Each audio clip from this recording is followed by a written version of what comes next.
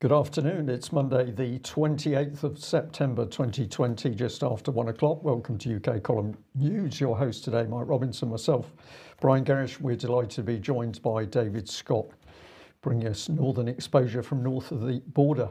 Well, breaking the law is good, apparently, Mike. Absolutely. A new bill going through Parliament at the moment. It's had its first reading at the end of the last week. This is the Covert Human Intelligence Sources Criminal Conduct Bill 2019 to 21.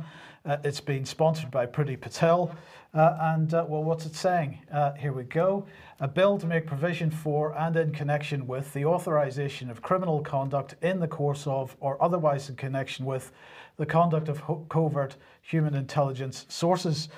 So in other words, anybody working as an undercover informant for the police or a whole bunch of other organizations, we'll come on to that in 1 second. This bill does not specify which crimes can be committed. Some MPs apparently suggesting that maybe murder is a bit far, and you don't want to, maybe needs to have a clause inside the bill that actually prohibits that. Serious violence is another one that some MPs are suggesting might be needed to be prohibited explicitly, but we don't need to worry because Ken McCallum, the new Director General of MI5, has said that agents working deep undercover have played a critical role in stopping many of the 27 terror plots that have been uncovered in the last 3 years. Without the contribution of human agents, be in no doubt, many of these attacks would not have been prevented. And then James Brokenshire, who's the Security Minister, said that there are built-in guarantees here. This is a critical capability and it's subject to robust independent oversight, just like the Investigatory Powers Tribunal, no doubt. It is important that those with a responsibility to protect the public can continue this work knowing that they're on sound legal footing.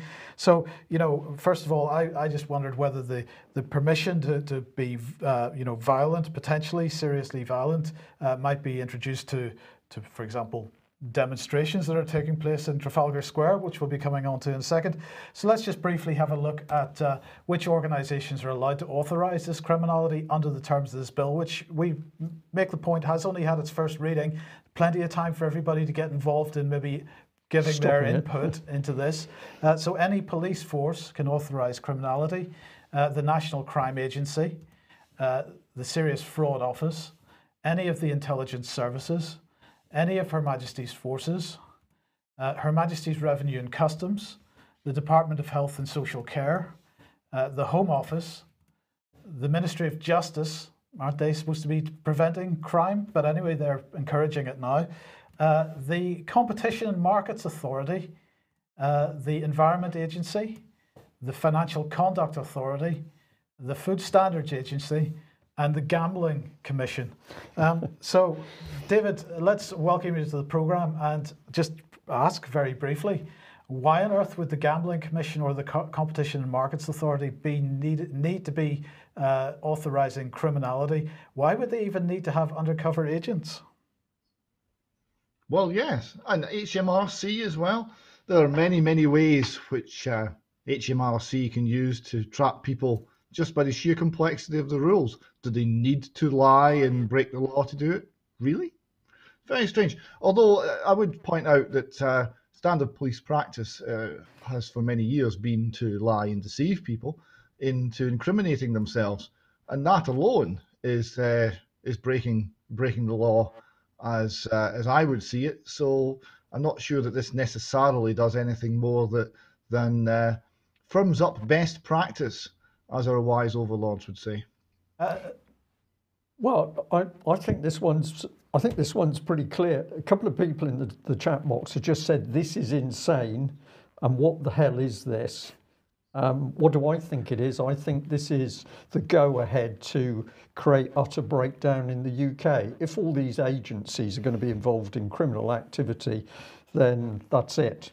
You've succeeded in creating total breakdown of discipline and law and order in the UK, and it's been done by the government. Well, of course, sorry, Dave, just before I bring you back on, the police have been criticised in the last couple of years for people forming relationships, getting women pregnant and so on while they've been undercover. But what this effectively does, David, it seems, is legalise illegal activity because they've been caught with their pants down in the past.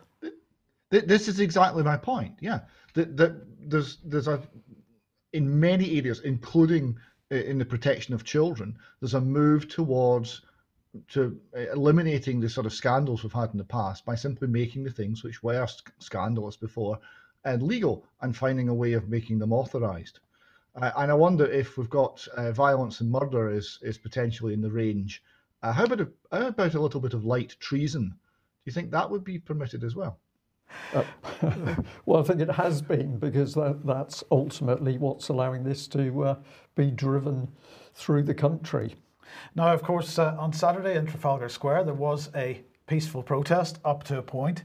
Let's just have a look at a couple of images, and thank you very much to the people that sent these through to us. You'll be safer media distancing than social distancing is one of the messages. Glad to see somebody there with a UK Column News poster. That's very good, and more and more it goes on.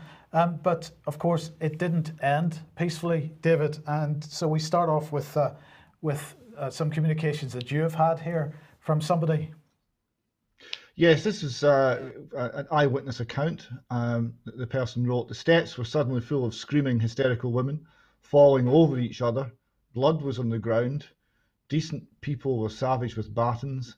As the police entered from the flanks in a classic pincer movement, the PA system was toppled and the tent and podium upturned likewise." And he goes on, "Some of the plainclothes officers pushed into the crowd to facilitate an opening into the mass, and a number of these Romeos made flamboyant gestures to the camera in order to give the effect of violent resistance to the police." And a further comment from the same person, "What is not readily available in the footage taken by some bystanders of the lead up to the police organised rush into the crowd, it reminded me of the All Blacks before a rugby match, with aggressive stance and brutish roars, with gestures where they hit their own hands with their batons rhythmically in some sort of intimidation ritual." So that's what you get now if you protest peacefully to demand that your rights be respected by your government. And pretty horrific it is. Of course, they do beat the batons in order to intimidate. That's exactly what it is. So we'll call it a ritual.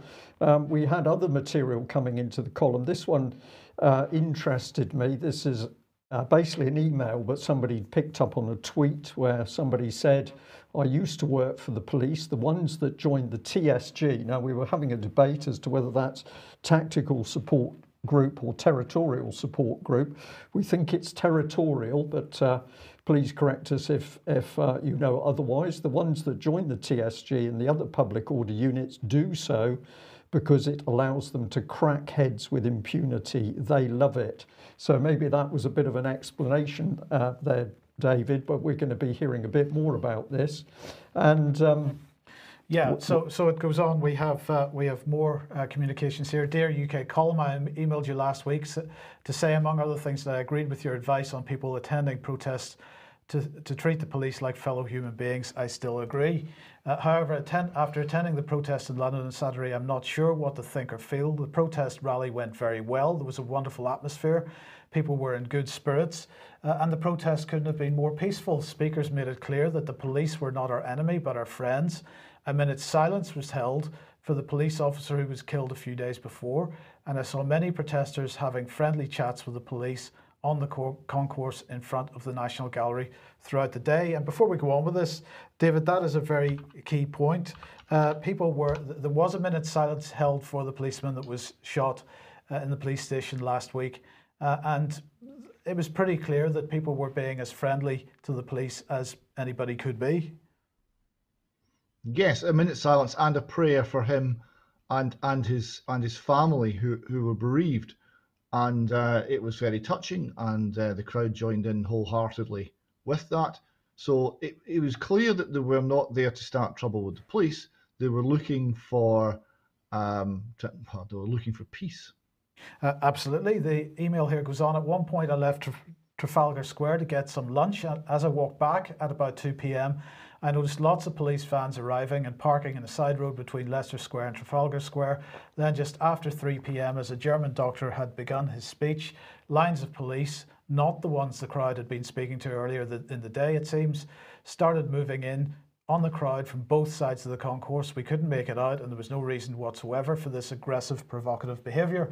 It turned out the protesters were not socially distancing, so the police had decided to close the protest down. This seemed like a planned attack on the protest. The police officers had no intention of treating protesters like human beings. They pushed and shoved people without provocation, hit people with batons, and I saw 3 men with bloody faces who said they'd been hit by police. These men were clearly not thugs. I've since seen footage of a woman being pushed to the ground by police. Now, of course, some of the footage ended up in the Daily Mail of this, but this one is absolutely clear, as this lady, not really sure exactly what age she is, but she's clearly not a thug. And the treatment of that woman was just atrocious. And I'm not really certain, David, how you possibly justify that. Well, you can't. You can't if you're a police force. If you're something else, if you're operating to intimidate people and to enforce some sort of edict from a state that no longer represents the people, then you can. But that's not policing. Let's be quite clear. That's law breaking. They're no longer standing under law. They've abandoned the law. Yeah, okay. Well, look, we will be coming on to what policing is in a little bit. But then the email goes on, in contrast to police behaviour at BLM Extinction Rebellion protests is striking. And of course, we should remember the headlines at the time. It is absolutely striking, the contrast. But then she goes on, so I'm really not sure how we handle this. Keep protesting, stay peaceful, refuse to be provoked, I guess. But I think things are going to get very nasty in the future, and not because of the protesters. So David, I'm just interested in your thoughts on that last question. It's an excellent question. There's no easy answer. We want to protest. People want to go out and express their views, but they cannot be expected to stand there and be truncheoned in the head. The red zone. This is going to kill someone.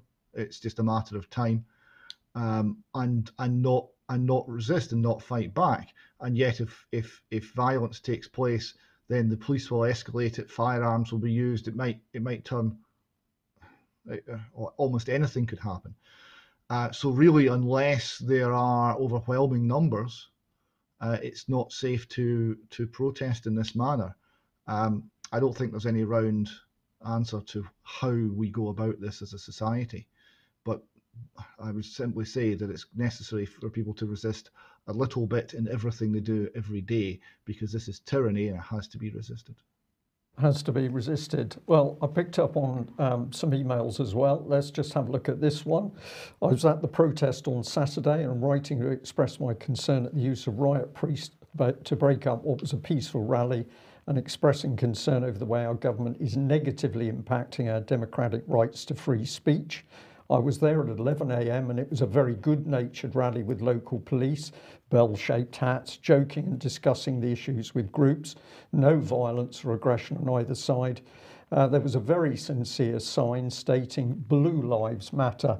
So we're getting a reinforcement of what was actually going on, and we can see that this was peaceful. The email continues. It was noticeable around 3, the local police had withdrawn, and then there was a charge by riot police into the crowd. I couldn't see the reason for this. If police were hurt, it could be because the way they charged into the crowd. I don't have any issues with the police in the charging group, but with those giving the orders, that's who needs to be held accountable for the injuries sustained by protesters and police. And I'm writing to express my concern at the use of riot police to break up the rally. I was with a group of Seventh-day Adventists giving out Bibles, our backs to the portrait gallery. Riot police came up behind us and I held up a Bible saying we were being peaceful, handing out Bibles. I could see how agitated the police officers were. Bulging eyes, manic looking. We're going to come on to this point again in a minute because people commented on the eyes of the police, but I was interested in the end of this one. Steve says, this is the first rally I've attended and I would encourage more people to attend after seeing what happened firsthand on Saturday. Let's peacefully save our democracy. So David, I think that's right, that there's persistency there. We've got to stay on the case and we can't give in because elements of the police have caused trouble. But we've also got some interesting, deeper comments that have come in from our viewers. Let's see whether we can bring these up on screen. And what have we got? Well, the original key police were fine, polite and helpful to organisers, speakers and the public. And we're going to say this fits with the fact that the political demonstration had been approved by the authorities themselves. Later on, other police moved in on the speaker's tent, but apparently they were stopped by the public near the tent who simply challenged them and contested what they believed was the police aim, and that was to disrupt and or arrest speakers. Some speakers apparently left at that point. Later, police were to box up and remove all of the comprehensive public address and sound desk equipment. The thuggish police who charged into the crowd were very aggressive, but also described as having wild, staring eyes. Now, this did not come from one person. We've had several reports of this. One description was bulging eyes, manic looking. Another description was that these men looked scared. So what can we gain? Well, several people have described that many of the aggressive police looked as though they were East European in appearance. Their physical appearance was not the same as other people first observed at the event. Many of them were very young. Former police constables have commented that a significant number of Greater Manchester police were present. They considered this was to cover shortages in the Met, who are under immense pressure with continuing protests, and many officers have simply been sent home as part of COVID-19 measures. They also said that the fear in the faces of the young aggressive police groups was probably due to their inexperience and or lack of training. But former police were saying, well, actually, who were these young police and where had they come from? They were unsure. Former police also remarked on the as yet unsubstantiated reports of paramilitary police or troops patrolling with some elements of Greater Manchester Police. Now, maybe that's becoming clearer because we have had reports that troops have been on the streets with Greater Manchester Police. So were these British military? We think so. And one member of the public has asked whether recent migrants to UK, all fit young men with no women and children accompanying them, and some of whom have been housed in former military barracks and accommodation, whether these people could be being used as marshals or special constables.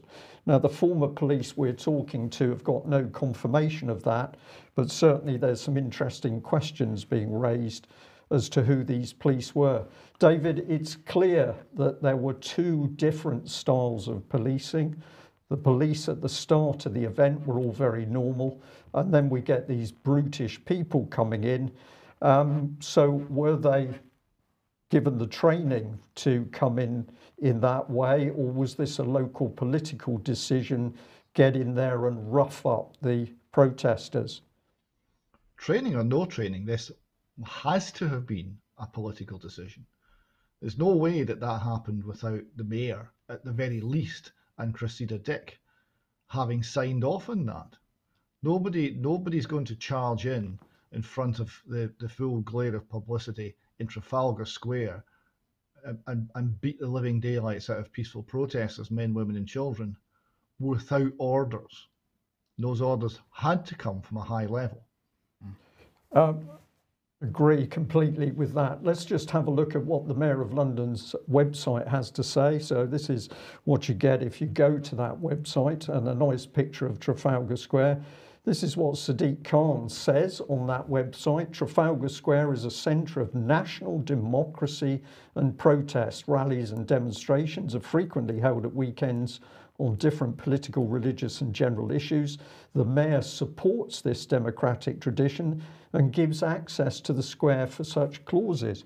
Well, remarkable then that when people obey his democracy, they're smashed to the ground by police.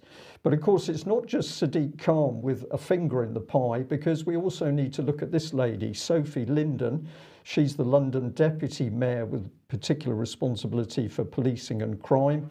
Very interesting lady, earns a whopping £127,513 per year. Former Hackney councillor, former Deputy Mayor of Hackney, a special advisor to the Home Office, so we can imagine she's got a finger directly into the policing pie. Special advisor formerly to David Blunkett, well, a lot of questions there. Local Government Association member, also been involved with HMIC Peel, which is some sort of review into the effectiveness, efficiency and legitimacy of the police. She's a child poverty campaigner apparently, and has worked in the private sector in public affairs. So both the Mayor and Sophie Linden as Deputy Mayor, we need to be challenging as to why did they allow this brutal police behaviour. But of course the prize has got to go to this woman, Cressida Dick, because she holds ultimate responsibility for the Met Police, and therefore she's got to hold ultimate responsibility when the police punch a middle-aged woman to the ground. And lots of questions about Cressida Dick. We just remind people that she was specially chosen and given accelerated promotion as a constable. Why, we don't know. She became superintendent of Thames Valley Police at a time when that police force was under suspicion of corruption and the hiding of child abuse. She was a specially selected common purpose matrix leader.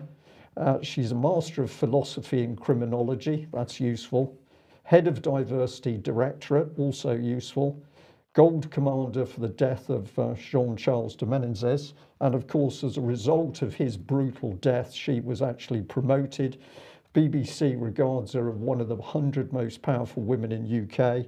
And she did an unspecified Director General job in the Foreign Office, unspecified, so some secret. Maybe she was authorising criminal activity, Mike.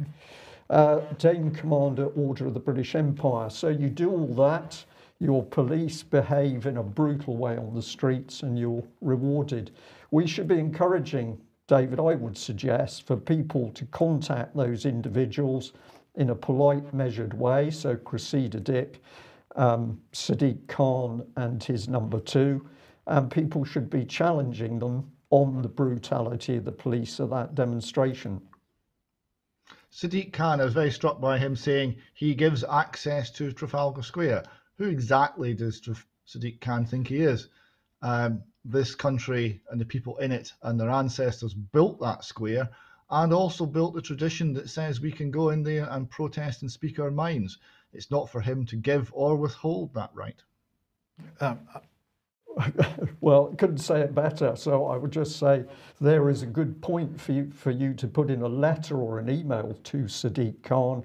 But if we want to deal with the situation and ensure the right to peaceful protest, we need to hold these people to account. And that means every minute of every day. Now, let's just remind ourselves, because many people don't appreciate the basis upon which we are supposed to be policed in this country. So let's go to the founder of the modern police force, Robert Peel, and look at the 9 principles of policing attributed to him. The basic mission for which the police exists is to prevent crime and disorder. The ability of the police to perform their duties is dependent upon public approval of police actions. Police must secure the willing cooperation of the public in voluntary observance of the law to be able to secure and maintain the respect of the public. The degree of cooperation of the public can be secured diminishes proportionally to the necessity of the use of physical force. Police seek and preserve public favour not by catering to public opinion, but by constantly demonstrating absolute impartial service to the law. Police use physical force to the extent necessary to secure observance of the law or to restore order only when the exercise of persuasion, advice and warning is found to be insufficient. Police at all times should maintain a relationship with the public that gives reality to the historic tradition that the police are the public and the public are the police. And the police should always direct their actions strictly towards their functions and never appear to usurp the powers of the judiciary. And finally, the test of police efficiency is the absence of crime and disorder, not the visible evidence of police action in dealing with it. And David, I would have said that there are not too many of those principles that were on exhibition by the second lot of police, the the territorial support unit in this case. Certainly it looks like many, if not all, of those principles were being exercised by the police that were initially on the scene? Yes, and the first article you covered with, which was the act, the bill which is now going through Parliament to allow official criminality, is of the same ilk. That if we're sufficiently frightened, we will surrender all of our liberties, and we will allow the police to actually engage in criminality to save us from harm and to protect the greater good. We just need to be frightened enough, Mike. Yes. Now, just before we move on from this, well, we're going to come on to one other topic with respect to the protests on Saturday, but just a brief reminder to everybody that the emergency coronavirus legislation is going through Parliament for its renewal on Wednesday, and I would suggest that people need to be making it clear to their MPs what they expect with respect to that. But David, at least one arrest at the weekend. Yes, Dr. Heiko Schoening, a doctor who has been campaigning, German doctor who's been campaigning very extensively on matters relating to COVID and to liberty. He's been speaking alongside Robert F. Kennedy Jr., for example. He came over to speak, and he was speaking in Trafalgar Square and at Hyde Park, Speaker's Corner, the place most associated with freedom of speech. And there he was arrested and held for around a day. And this is a little quote of what he had to say when he was released. It's not entirely perfect English, because this is a verbatim quote of what he said, and he is a German speaker. But he said as follows: think of the year 2008, the financial crash. The financial system is dominating everything, and this system crashed, and it was clear who the perpetrators were: the banks and the private owners. And did we heal the system? No, we did not. And he continues, they put much more money into this, in this insane financial system, and they bought time. Everybody's told this. Now we have 2020, and it looks like they have a plan, a great reset. And this great reset, which is the title of the World Economic Forum in 2021, is the great reset of the financial system. So it has nothing to do with this medical thing, but who to blame? But who's to blame? 2008, it was clear that banks and the private owners.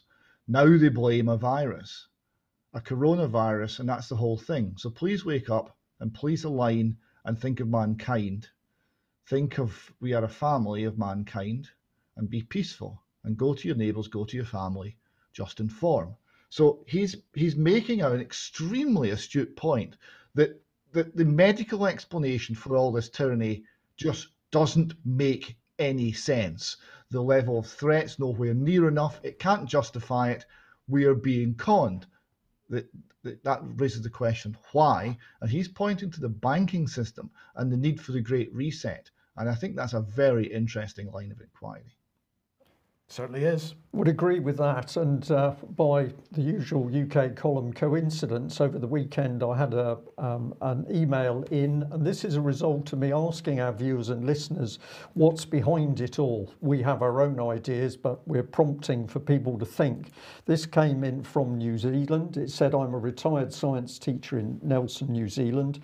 While it's pretty obvious what's going on, the reasons why it's happening are less clear, so I'd like to offer some pointers. I believe the fundamental driver is the fact we're nearing the end of the economic growth, the source of income for the central bankers. The banks make their living by lending, but people and corporations will not borrow unless they're confident they can repay the capital and interest, i.e. if the economy is growing. There isn't just enough space to give the evidence that growth is coming to an end.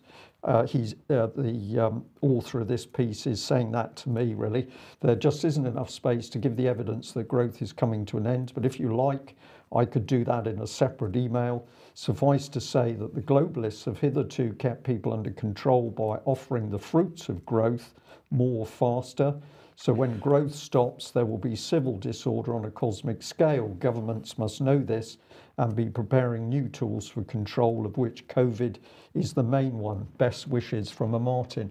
So I thought that was a very astute comment and interesting. That seems to agree with what we're getting from a very astute German doctor.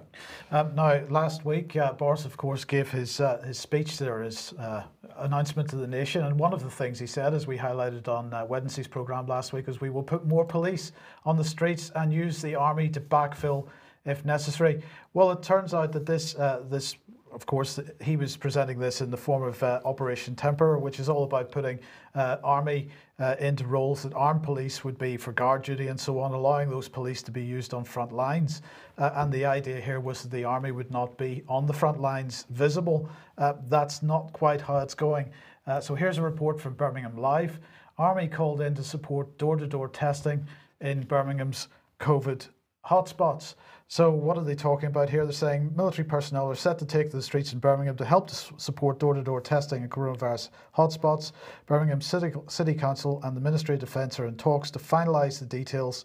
An announcement is expected next week. Army personnel will, hope council leaders, come to the city to support the public health team's efforts to root out asymptomatic carriers. What root out means isn't specified. Root out asymptomatic carriers of the virus in areas with large infection clusters. At the moment, some 500 City Council staff have been seconded to the doorstep testing initiative, but that's not sustainable, said City Council Deputy Leader Councillor Bridget Jones. Well, in fact, this door-to-door testing began back in August, drop and collect. So the Army, at least it's not clear whether they are going any further than just helping with deliveries and collections. But the idea here is that they deliver self-administered tests door-to-door to houses, and they come back an hour later to collect the samples. But David, it seems to me that the optics here aren't too good because what we're doing is normalising seeing the military on the streets on a day-to-day basis. This is a problem. This is a problem with being a little bit pregnant. It doesn't really work that way. You either have the military on the streets interacting with the public, or you don't. There's not really a middle ground. Okay, well, let's move on then to more legislation, and this has just been passed. This is a statutory instrument. Now, of course, this is secondary legislation. It's not primary legislation, and so it probably got a nod and a wink and a funny handshake to the speaker or something, and it's gone through without too much commentary. But David, what is all this about with the 2020 number 1045 statutory instrument? Well, this is the Health Protection Coronavirus Restrictions Self-Isolation England Regulations 2020. Rolls off the tongue. Made at 5 p.m. on Sunday the 27th, laid before Parliament the 28th, coming into force at 12 a.m. Is that midnight or noon? I'm not quite sure. 28th of September 2020.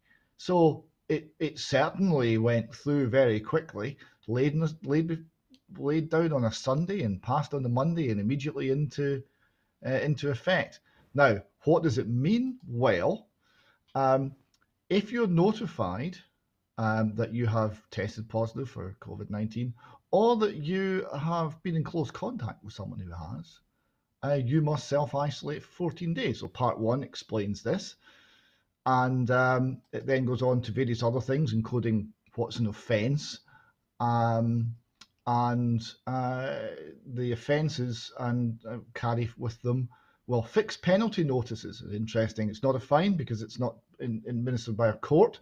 You're just asked to agree to your fixed penalty notice. Starts at £1,000, goes up to 10 grand. These are quite heavy notices. These would be catastrophic sums for probably most families in the UK. So they've got the level of pseudo fines, obviously no courts involved, set at a crippling level for most people to ensure compliance. So we're not pretending that we're persuading anyone anymore. It's pure coercion. Absolutely. So if that's the details in the legislation itself, let's look at what the government press release had to say. It said fines will also be introduced from today for those breaching self-isolation rules, starting at £1,000, in line with the existing penalty for breaking quarantine after international travel. This could increase up to £10,000 for repeat offences and the most serious breaches, including for those preventing others from self-isolating. So that includes if you require your staff to come into work, for example. If someone is instructed to self-isolate by NHS test and trace because they've had close contact with someone outside their household who has tested positive, they are legally required to self-isolate for the period notified by NHS test and trace. So that's one statement from NHS test and trace, but they follow up with this. Users of the official NHS COVID-19 contact tracing app are anonymous, and we cannot force them to self-isolate or identify them if they're not self-isolating. The app will advise a user to self-isolate if they've come into close contact with someone who's tested positive for coronavirus. Users should follow that advice to protect their loved ones and stop the spread of the virus. So again, David, this whole business of, on one hand, making a statutory instrument, putting into law the 14 days, putting into law the fines, and then they give other information that we can't force anyone to self-isolate or identify them on the basis of the track and trace app, which they say themselves is the core of the NHS test and trace regime. It all just seems typically schizophrenic. It does indeed, and the exemption for the app is specifically mentioned in the legislation. It's not included in the requirement to isolate for 14 days. Okay, well, this is what Matt Hancock said. Anyone can catch coronavirus and anyone can spread it. And that's the first lie, really, isn't it? Because not anyone, because some people have already had it, and there's no evidence yet that anybody has presented that shows that people can spread it twice. But anyone can catch it, anyone can spread it, he claims. He said, we all have a crucial part to play in keeping the number of new infections down and protecting our loved ones. But do we know how many new infections there are as opposed to the number of new positive tests there are? No, we don't. So this is more nonsense from him. Priti Patel, Home Secretary, of course, had this to say. For those who fail to self-isolate, the police will enforce the new law. And she said, we will not allow those who break the rules to reverse the hard-won progress we made by the law-abiding majority. And so this was taken by the Daily Mail to mean that the police would start home checks. And they are quoting, they're saying in this article, the police will be used to check compliance with the rules and will investigate claims by informers. We're not clear whether those are informers that have broken the law or not, but anyway, they will investigate claims by informers that a person who should be in quarantine is flouting the requirement. So there are a host of issues there, Brian, but we are really being turned into a Stasi state. Well, we are 40% of the way there, Mike. It's now happening unbelievably quickly. I mean, people in the comments are talking about martial law in the United Kingdom. They're talking about similarities with Germany. They're talking about the speed of it. A fine of £10,000 is going to wipe out the average family. No questions about that. Bankrupt, destitute, and this stuff's just being driven in by the day. This is a government of occupation. David, it was your expression. You were absolutely spot on. There's been a coup in this country, and we have what? We have very dangerous political criminals running the country. That's how it seems to me. And they're using words that they don't understand, words like law, and they are confusing this with unlawful rules and regulations that they bring in 24 hours. The law has a much deeper meaning than that. They cannot create law, and ultimately that's the lie we've allowed to exist for so long, that's been used now to enslave us. Now, Francis Hoare, QC, writing on Twitter about this, commented as follows. He said, not just following a positive test, following close contact with someone who has had one. This is a deprivation of liberty that does not fall within the exception to Article 5 of the European Convention on Human Rights. It is also false imprisonment. And he goes on to comment further. He says, this is thus yet another unlawful use of the Public Health Act to impose the most far-reaching deprivations of human rights, made more sinister by the fact that it's published only hours before it is to come into force. And he concludes, it is not possible to consider this country a functioning liberal democracy. It has not been for some time. I think that's indisputable now. Absolutely. Now, David, this next article was published about a week ago. I didn't see it until the weekend, but this is quite spectacular if Channel 4 News is correct. Their headline is "Revealed Local Authority Calls on Care Home Providers to Accept COVID Possible Hospital Cases." Does this not, you can tell us more about this, but on first glance, this seems to suggest that we are in dire need now of an inquiry into the first lockdown, because if they're attempting to repeat this murdering of and I don't think that's too strong a word in this case, of the elderly, this can't be allowed to happen this winter. Yes, I mean, what happened was that people with respiratory infections were seeded into the care homes, and simultaneously all medical support was removed from the care homes, and do not resuscitate notices were applied to basically the entire care home population. And as a result, there was a massive spike in care home deaths. This is hardly a surprise. This is not a COVID-related thing. This is a policy-related thing. And certain countries where there's more sanity, like Sweden, recognize they got this badly wrong. And if we're seriously looking at doing the same thing again, it is absolutely appalling. Professor Adam Gordon told Channel 4 News that discharging patients from hospital into care homes was accelerated and escalated in the early months of the pandemic, and it could happen again in line with the latest UK government guidance. So that gives lie to any suggestion that the UK government guidance or any other guidance coming from any other branch of government in this country has anything to do with protecting people. No, tens of thousands of elderly people literally killed off. And of course, what did the government gain? Well, it saved on the pension pot. So it's pretty easy to follow this one through. But the figure that was being reported in some parts of the press earlier on in the year is over 40,000 elderly people killed off. And of course, there will be more if they do it a second time, because those elderly people are in worse health because they've been literally locked down in care homes and nursing homes, and they've been cut off largely from family visits. So this is orchestrated genocide is what's going on here. We've got martial law. We can see that very clearly. Now we are deliberately killing off thousands of elderly people. This is a very, very dangerous government in power. Now, over the weekend, Boris is speaking at the United Nations General Assembly. That's taking place at the moment. Well, as you would expect, he wasn't there in person because, of course, he couldn't be. So he did it by video link.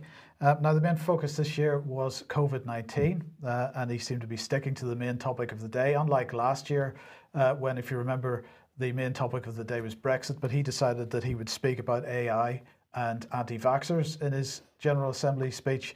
This year he was sticking on COVID-19, and he had an announcement to make, so let's have a listen to that.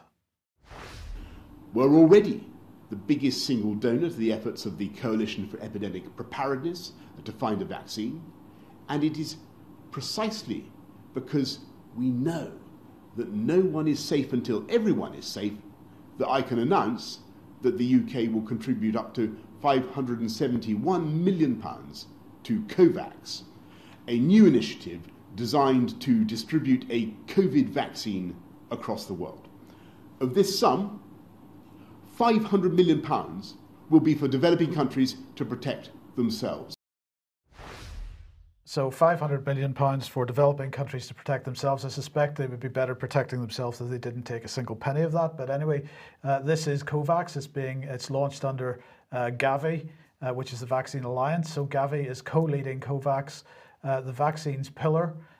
This is an interesting term, pillar. I'd like to know where this came from, because in the UK we talk about pillar 1 and pillar 2 testing with respect to this, but the vaccines pillar of the Access to COVID-19 Tools Accelerator.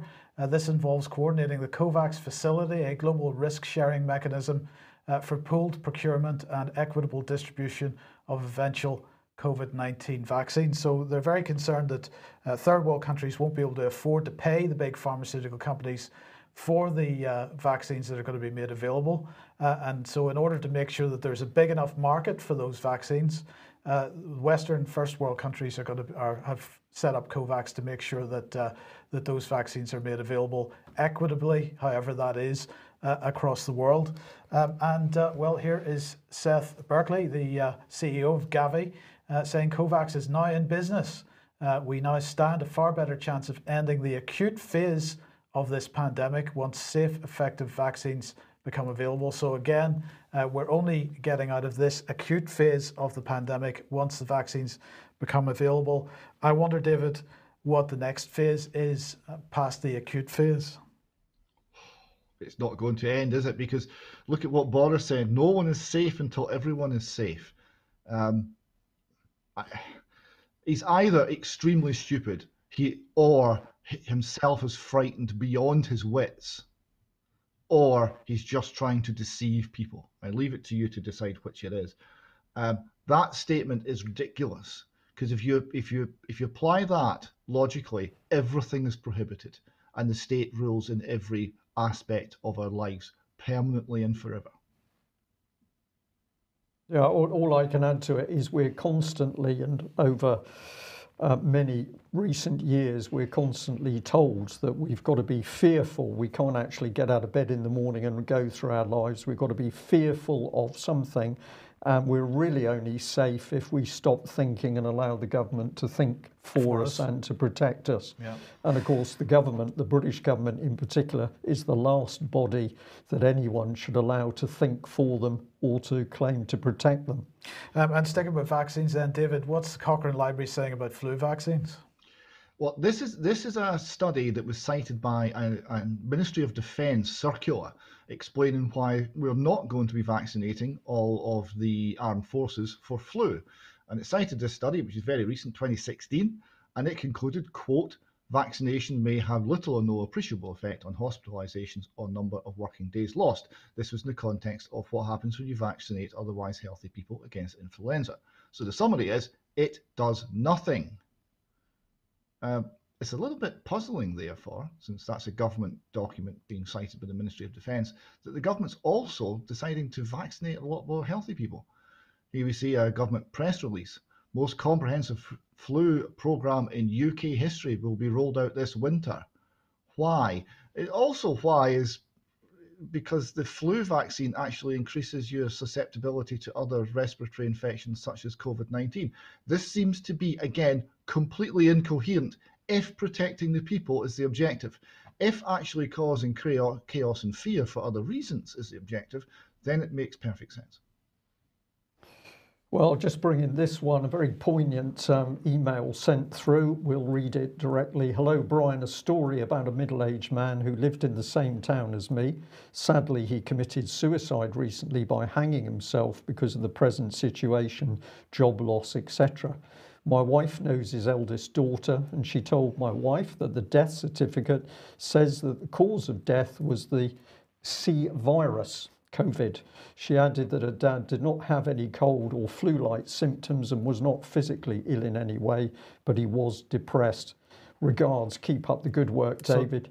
So this is still going on? Well, it's still going on with just blatant lies in the completion of these death certificates, because I'm absolutely sure that that email will stand. And now we're being attacked via other sources. So thank you very much for somebody who picked up this. I think it was from ITN News, but they're showing a Ipsos Mori poll, 10th to the 20th of September. And if you look at the pink there, well, apparently the British public really support everything to do with the COVID. So we support local lockdowns, 76%. Banning travel, we support that. Blanket curfews, we support that. Closing restaurants, the majority support that.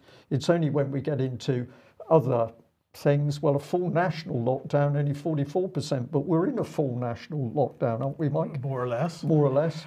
Close all universities, well, 39% support that. Close all schools, only 34%. So this is convincing the public by showing us what we think. We don't know ourselves, so it takes ipsus mori to tell us what we think. And I'll just reinforce the statement we mentioned earlier that there are MPs now starting to ask questions. This was the report in the Telegraph. More than 40 Tory benchers back rebel bid to force vote on future lockdown measures. We need to get the names of these individuals, and everybody, certainly everybody watching and listening to UK Column, needs to be writing to support those MPs. Okay, if you like what the UK Column does and you'd like to support us, then please head over to ukcolumn.org/community, and there are options to help us out there. Just very quickly on this one, another viewer picked up this when they were looking at RT, but a little message came up, said that UK Column viewers also watch this channel. So I think somebody trying to undermine UK Column.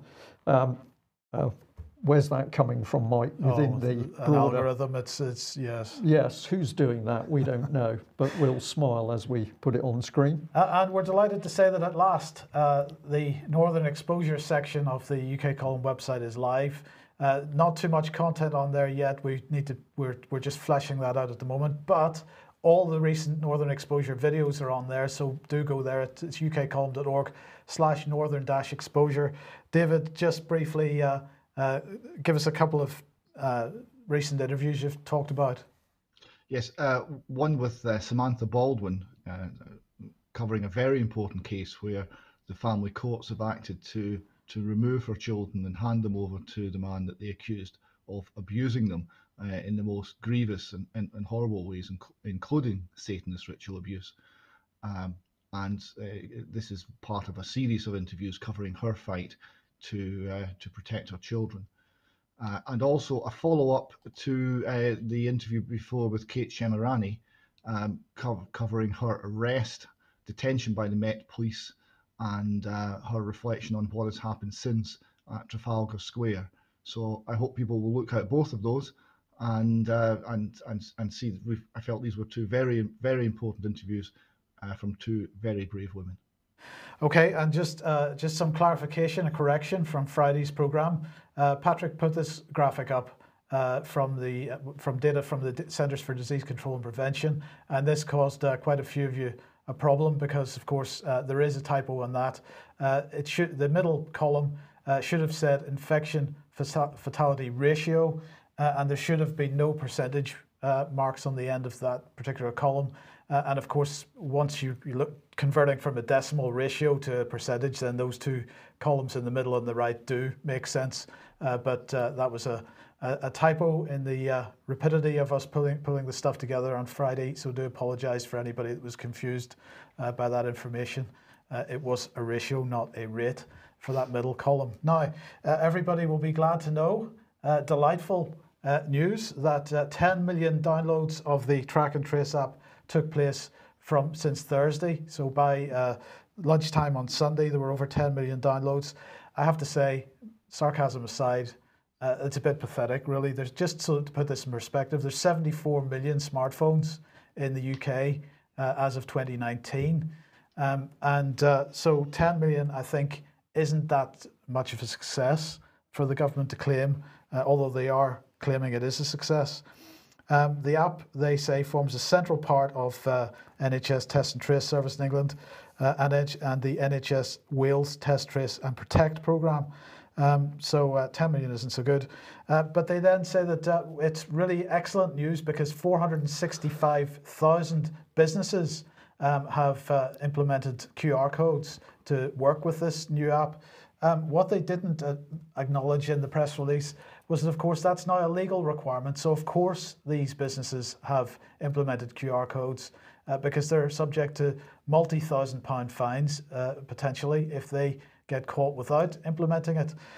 So the government not being hugely honest there once again, David, really because they're suggesting that businesses were really on board.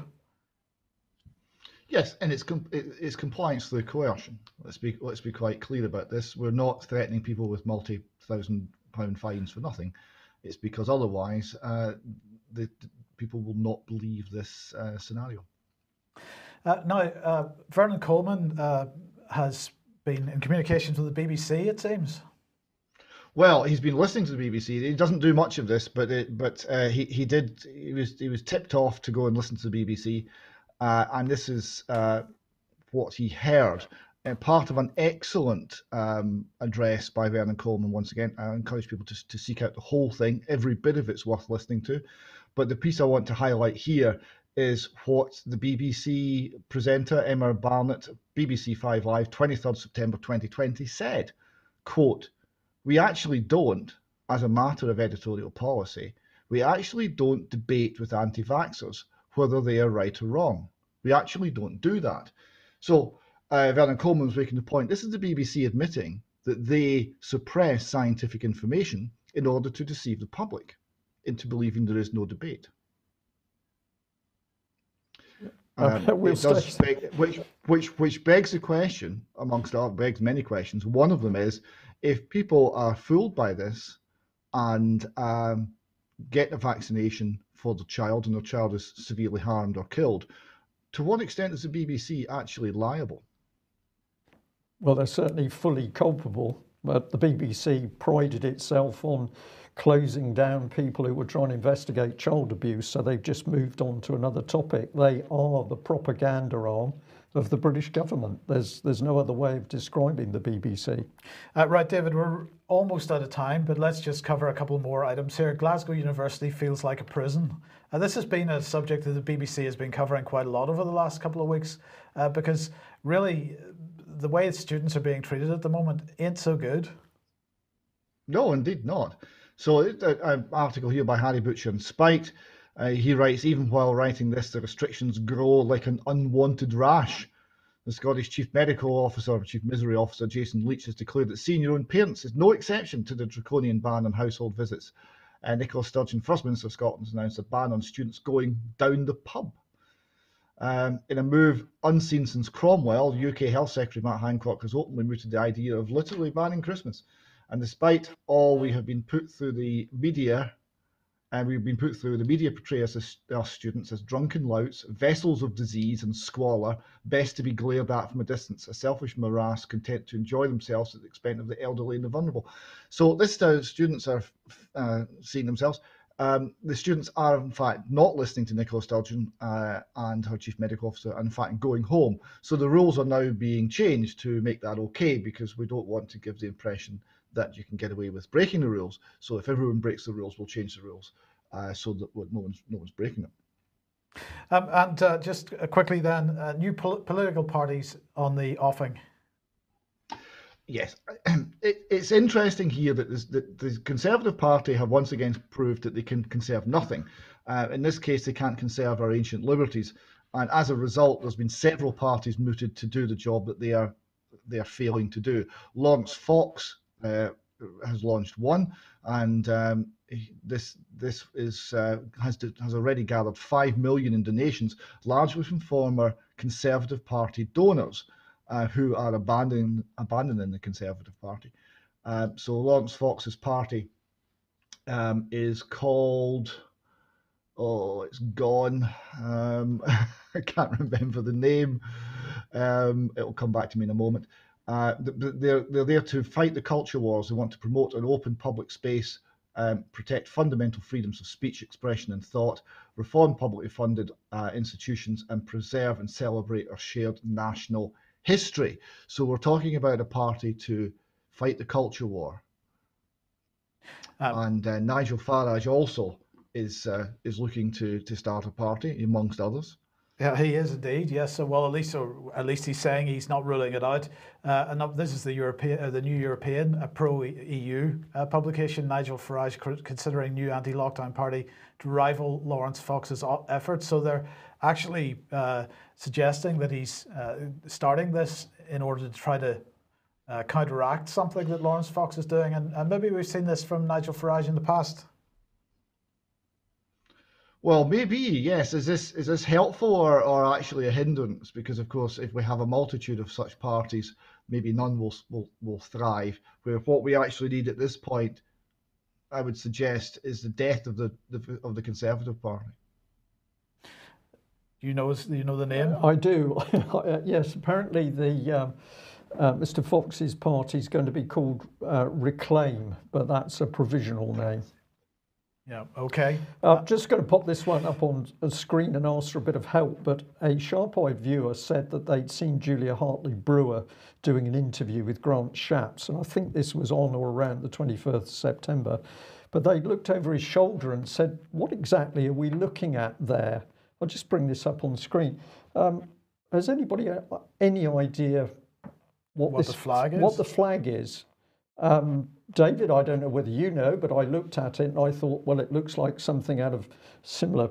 Well, it's a bit Nazi to me. It's a bit dark. It's black and red. I noticed the placed books on the shelf, how to do good better, and Chris Patton, East and West. So there was a nice bit of product placement there. But what is the flag? It looks like something out of 1984. No idea. Don't recognise that at all. Well, if any of the viewers can help, we'd like to know. And David, we'll just end on this little thought. Yes, I like this. A final meme to finish the day. If you're wearing a mask inside of your car, I'm going to go ahead and assume it's to control the urge to lick the windows. I don't think there's much more we can say about that. No, but it's accurate if nothing else. Yeah. Accurate if nothing else. Well, we'll end there. End of today's news. We're in very, very dangerous times in the United Kingdom. So for people living in the country, it is time to take action, get writing those letters, send those emails, challenge the MPs, support and encourage the ones who are starting to stand up. And if you want to ensure that totally lawful demonstrations go ahead, you need to be on the case of Cressida Dick and Mr. Khan, and that needs to happen on an hourly, daily basis. It's not enough to be sat at home just watching the UK column news. So a bit of a push from us. We will be back at the same time on Wednesday. Thanks for joining us. Bye-bye. Bye-bye.